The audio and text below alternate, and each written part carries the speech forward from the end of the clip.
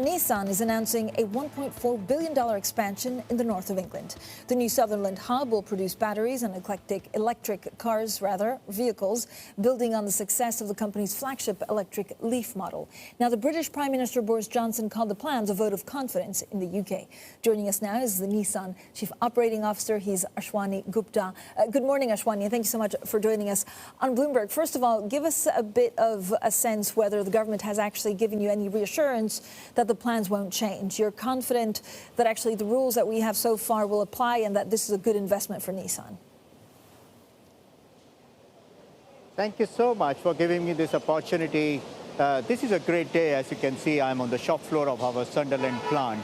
Today we unveil £1 billion of investment as Nissan EV 360 to demonstrate our roadmap to the carbon neutrality.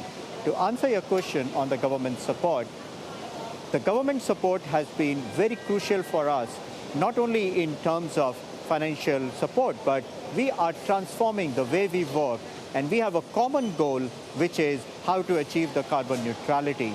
So the commitment towards achieving the common goal is most important in addition to that.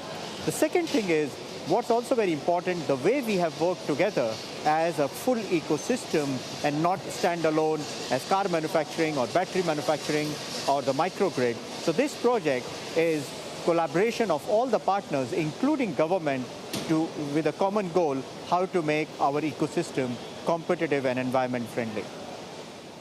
Can you give us a sense of a size and scope of actually how this, how big this plant will be and how much more you can increase in the coming years? I think as far as our partnership is concerned and our investment is concerned, the size and the scope is quite significant, considering that the investment we have done in the Sunderland on our new products. Now, moving forward, I think we are going to grow. We are not finishing only with the model which we have announced today. Why? Because we do believe that Sunderland is one of the most competitive locations to manufacture cars, and now the electric cars, thanks to the full ecosystem which we are investing today. Mr. Gupta, I mean, Nissan, I understand, plans to actually standardize about 70% of core EV parts with alliance partners. So why do a plant here and one in Europe? Does it not make sense to do one big one altogether that can then increase significantly? That's a great question. When we talk about ecosystem, we talk about the full value chain, and battery and the electric car goes hands in hands to support each other. So the battery is common battery, which is alliance, which means the basic design and development of the battery is shared across the economy of scale.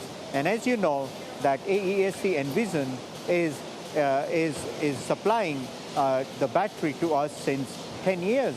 So the technology which Nissan has developed on the battery is the Nissan strength.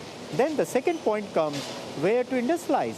And obviously, it is always competitive to industrialize close to the customer and close to the manufacturing plant.